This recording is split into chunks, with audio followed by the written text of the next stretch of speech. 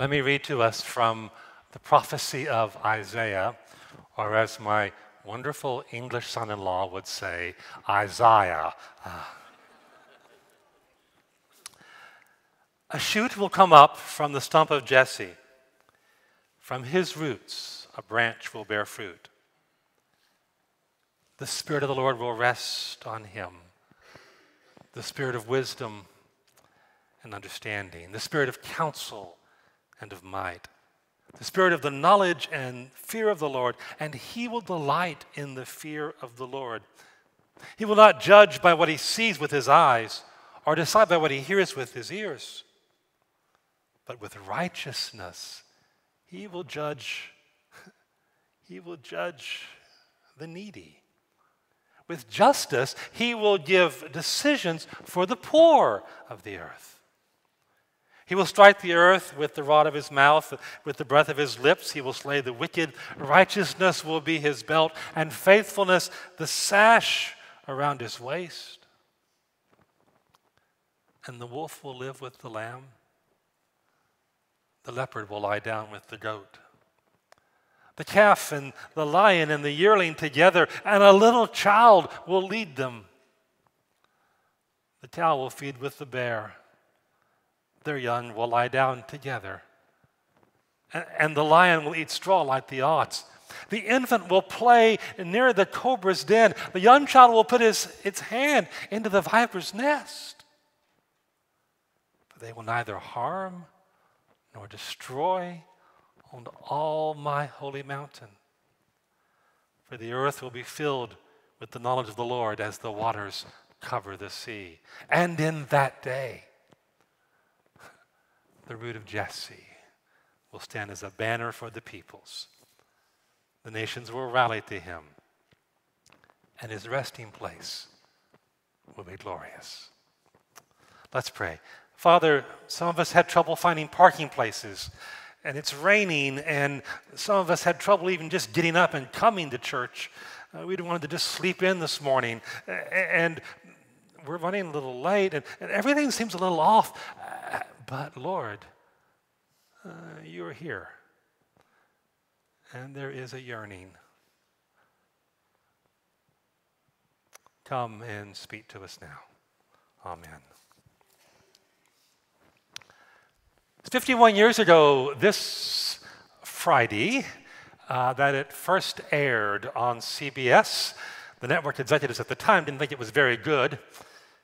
They only made it because Coca-Cola wanted to sponsor a Christmas special, but they didn't have anything in the can ready. So they asked a popular cartoonist if he could come up with something. And they said, "You've got 1 week."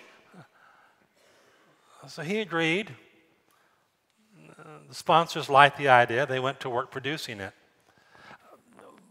But the cartoonist had some funny ideas about how to make his story come to life. He insisted, for instance, on using children's voices as the actual voices of the children, something that was kind of rare in those days. He decided up front he would take on the tension between the consumerism of Christmas and the true meaning of Christmas. He even went so far as to have one of his characters actually quote Luke 2:8-14 in the program. That was a pretty risky thought, a pretty risky move. Not all of his team. To say nothing of the network executives, thought it was a good idea to use the Bible on primetime television. But Charles Schulz told them that the scriptures were not just for the church, they were for everyone. What you may remember most from his 1965 special, which just aired Thursday and is still being considered the #1 Christmas program after 51 years, A Charlie Brown Christmas. What you may remember was the tree that Charlie Brown picks out for the Christmas play, which he and the other children are going to perform, presumably for those adults who only have legs because you never see them from any further up. Symptomatic of the 60s, he sent to go get the biggest, shiniest aluminum tree available. Only Charlie Brown chooses instead the wimpiest little tree on the lot. Because even though it's small, it's not artificial, it's not fake, it's not a tree in disguise, it is true timber, or maybe at least a sincere sapling. But when he returns with the tree, the other kids all make fun of him. "You can't do anything right, Charlie Brown," they say. Until Charlie, in anguish, finally cries out, "Is there anyone who knows what Christmas is about?" I have a feeling that, as anachronistic as it might otherwise sound, a man named Isiah could have identified with our little friend Charlie Brown. If you'd asked the prophet of old what kind of tree you might wish to have in order to best commemorate the coming of the Messiah, he would not have mentioned, "Well, I think a Douglas fir or a tall pine." He would have said, "All you need is a little stump. Maybe a stem, just a twig." Because Isaiah understood that sometimes it's not the mighty forest which matters in the end. A forest can be cut down. It is sometimes even clear-cut by developers, as we see in our own area. What Isaiah realized is important is what God can do with something, no matter how great or how small it may be. You see, Isaiah lived in a time of enormous frustration and war weariness, sandwiched in between two mighty empires, the Assyrians to the north, the Egyptians to the south. Those in tiny Israel, by 700 BC, had been fighting almost nonstop for 40 years. For 2 generations, every Jewish kid, including Isaiah, had grown up with a sword in one hand and a spear in the other. And with the Assyrians once more barreling down upon Israel, Isaiah saw that his homeland had become a nation of withered branches and dead stumps. You couldn't even call it the house of David anymore. It had so declined it was now just the rootstock, the getza, the stump, chopped down to the very ground of Jesse, David's father, with only its unseen roots still even viable, however weak. And all of that made Isaiah even wearier, I suspect, for he had a yearning. He longed for a peace that was not to be. He craved peace, in fact, just because he had known discord and war for all of his life. See, Isaiah had read the book of Genesis. He knew that God had not originally created us just to kill and argue and hurt each other. He knew that we were all made in the image of God, in the Imago Dei. We were all created to be peaceful with each other. He understood that it was not God's intention for us to so regularly injure each other. He longed for the kind of tranquility represented by even the cessation of hostilities within the animal kingdoms, when the lion and the lamb and the wolf and the goat could all lie down together. I think we could understand that yearning this morning. Who among us would like a little bit more peace in our lives right now? Yeah. Nelson Mandela certainly wanted that. Some people called him a terrorist. I don't think he was. He was actually a devoted Christian, baptized in a small Methodist stone church in his Eastern Cape village, educated in Methodist boarding schools in his native South Africa, causing him to often praise the missionary efforts of the church, especially as it engages society all around it. In his own words, he understood great anger and violence can never build a nation. And so instead, he took it as his task to heal wounds and bridge the chasms that had divided his homeland, until, in the words of Isaiah, the wolf might lie down with the lamb and the leopard with the goat. Mandela knew all about putting your hand into a viper's nest. He put his own life into such a nest for decades, spending 27 years in prison. But when he came out, he also knew enough to understand what it means to neither harm nor destroy on the mountain of the Lord. We may think of what another pastor named Edward Marquardt once wished for. Marquardt once asked simply, wouldn't it be nice if there were peace on earth? Or if we can't have peace between nations, wouldn't it be nice to have peace within our families? Wouldn't that be nice? Wouldn't it be nice to have a whole week together as husband and wife and not have a fight? Wouldn't that be nice? Wouldn't it be nice if your children did not fight with each other? Wouldn't it be nice to go on a family vacation and not have any blow-ups? Wouldn't that be nice? Or if that isn't possible, wouldn't it be nice to have peace within myself? Wouldn't it be nice if I wasn't so harsh with myself? Wouldn't it be nice if I didn't explode at myself in anger? Wouldn't it be nice if my guts were calm? Wouldn't it be nice if I could sit around all night and not have a compulsion to eat ice cream or to drink beer or wine in order to calm my nervous stomach? If I can't have peace between nations or peace within the family, maybe at least I can have some peace within me. Or if I couldn't have that, wouldn't it be nice to have peace at least a few days before or after Christmas? But during Christmas, we're often short of money, often short of time, often short on temper. In preparation for the Prince of Peace, wouldn't it be nice to have a little Christmas peace at your house or at mine? And it would be, wouldn't it?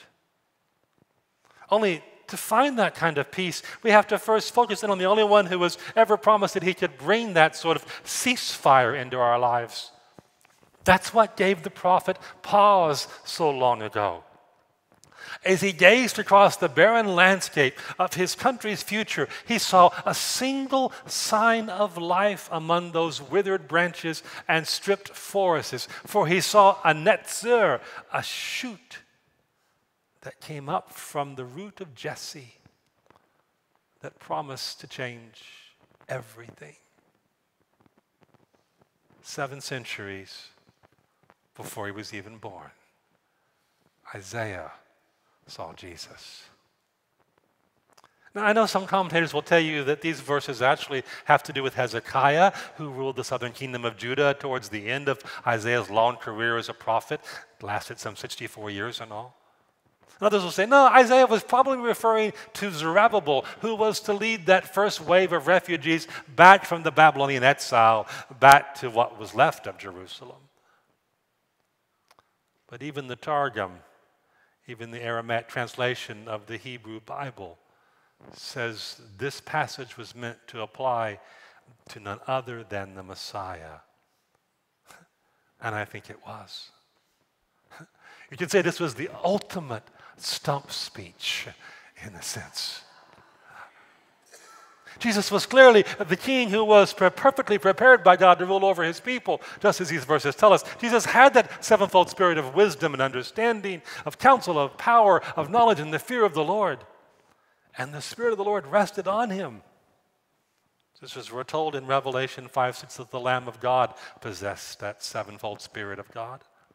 His wisdom and his knowledge were reflected in the stories that he told, in the encounters with others he had, in his answers to all the trick questions which were put before him. It is perfect reading of people's hearts. And he was likewise a king with unerring insight, the ability to balance out justice with mercy and law with grace and even time with eternity. In other words, the coming Messiah was one who was fully equipped, fully prepared for governing. But more than just that, Isaiah saw as well that Jesus would be a king who could even bring life in death. And how? Because God never forgets his promises. Never. Way back in 2 Samuel 7, God had promised that David's kingdom would last forever. And in fact, the dynasty which David began ruled for some 500 years until Jerusalem fell in 586 BC. And after that time, Israel had no more kings until almost 6 centuries later, when by the cavalier command of a distant dictator in Rome, which forced Mary and Joseph, who was a descendant of David and Jesse, to return to Bethlehem, the home of Jesse and David, despite the lateness of Mary's miraculous, if inexplicable, pregnancy. And there's what the Gospels tell us, just as Linus reminded us, Jesus was born, and that shoot from the stump of Jesse was to become the father of a greater nation than even Abraham was. Because if he could defeat the grave, the Lord of lost causes could certainly stir life from a dead stump. How, you ask? We have a plumeria tree, and we love it because it's also called a temple bush. Some of you don't know that. It's true. And the one who gave it to us gave us a stick. And I thought, you're kidding me. This is just a stick. They said, no, plant it, and out of it will come a tree. So we did. And it has. But every year about this time, it loses all of its flowers, all of its branches, all of its leaves. And you know what we do with it? Some of you have one. We take it out of the pot, we shake the dirt off of it, and we put it in the garage for the winter. And then comes spring, we pull this stick back out and plant it. And from this stump comes another plumeria tree, bigger than the last one, with more flowers. Now, we still haven't got enough flowers to make a decent-sized lei, I gotta tell you. I mean, our lei is kind of like, 3 little flowers right there. But one day, we will. Life is in the roots. Life is in the roots. And that life in God's own time will always manifest itself.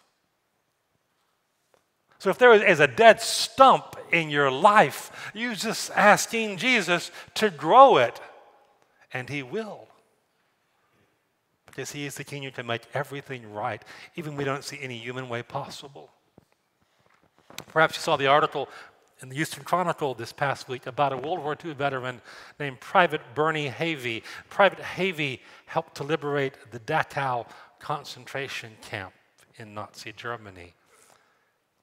He's 95 years old now, but he remembers it as though it was yesterday,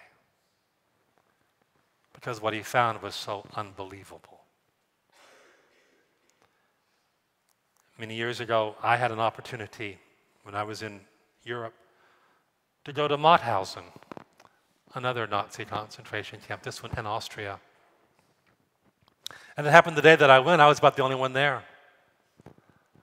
I walked silently, because you can't talk. I walked silently through this former concentration camp, saw the barracks, saw the 95 steps that led down to the gravel pit where the Nazis would take the prisoners to do slave labor, and many of them died on the way down or on the way back up. I saw what was left of the gas chambers. I couldn't talk at all, but I could almost hear them. I could almost hear them crying out. I think of Buchenwald, a concentration camp for so-called political prisoners that Nazi Germany operated. In the years it operated, that camp held more than 238,000 prisoners, 56,549 of them who died inside its walls. But on April the 11th, 1945, American GIs liberated that camp too. They transferred those who had been confined there to a temporary displaced persons camp. And in one of those camps, a small group of Holocaust survivors began to dream of settling in Palestine and establishing a collective farm there. Soon after the nation of Israel was founded, thus, 121 of those survivors from Buchenwald began their kibbutz in the Shephelah in the central highlands of Israel. They named it Netzer Buchenwald. Later on, they changed the name to Netzer Sereni after a Julian fighter, a resistance fighter from Italy who parachuted into that country during World War II and was captured by the Germans and then executed at the Dachau concentration camp.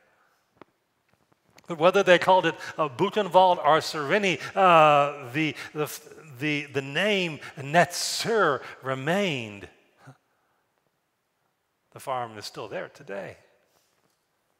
The founders of that kibbutz understood what Isaiah meant so long before.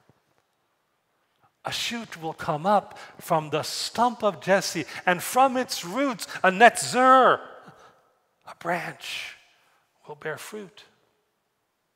See, great and lofty indeed were the almighty forest of Assyria, but they could be cut down by the mighty one. Their remaining trees, so few, Isaiah said, that a child could write them down. By the year 701, the defeat of the Assyrian army was complete. But just as Isaiah had foretold a century before that time, in the rootstock of Jesse, there was yet life. Because from it, with its roots still in the ground, would come a twig, and then a branch, and then the branch itself would one day bear fruit. Do you remember what Jesus said? I am the vine, you are the branches. Isaiah foretold that the root of Jesse was coming not just once into this world, but that he would return one day to judge with righteousness the needy, to give decisions for the poor, to strike the earth with the rod of his mouth, to slay the wicked with the breath of his lips. Righteousness will be his belt. That meant in ancient times the warrior was ready to face a contest or struggle. And when Christ returns, that is when true peace will find this world at last. That is when the lion and the lamb really will lie down together as all enmity disappears, not just from mankind, but even among the beast. So complete will be this reversal of nature that even the most ancient of animosities, that hatred between the serpent and the man, will be wiped out as the infant will play near the hole of the cobra. Because on that day, the root of Jesse will stand as a banner for all peoples, just as Jesus said, if I be lifted up, I will draw all unto myself. Until then, we still have to live with that old ache, as C.S. Lewis once referred to it. That longing we all have to be reunited with something in the universe that we all feel cut off from. What did the choir sing for us? There is a yearning in hearts weighed down by ancient grief and centuries of sorrow. There is a yearning in hearts that in darkness hide and in the shades of death abide, a yearning for tomorrow. There is a yearning that fills the hearts of those who wait the day of his appearing. There is a yearning when all our sorrows are erased and we shall see the one who placed within our hearts the yearning. At Christmas, it's difficult not to feel that undefined sense of nostalgia. But don't let the commercialism of it all confuse you. What you and I really want this morning is no mere neurotic fancy or ad-induced delirium. See, because even if the culture doesn't get it, Charles Schulz was right 51 years ago. The scripture message really is for everyone, not just the church, And as Jason Stanley so nicely put it, Charlie Brown's choice to pick the tiniest and weakest of trees symbolizes how Christ chose each of us, and how in turn we ought to care for the tiniest and the weakest and the loneliest of those around us. For a shoot has come out of the stump of Jesse. From his roots, a branch has been born, and we are the branches of that living vine. What was Linus's answer when Charlie Brown first cried out, "Is there anybody who knows what Christmas is all about?" It was to say simply, "I bring you good news of great joy that will be for all the people. Today, in the town of David, in the town of Jesse, a Savior has been born, and he is Christ the Lord." For all who long for peace, there's nothing artificial about that.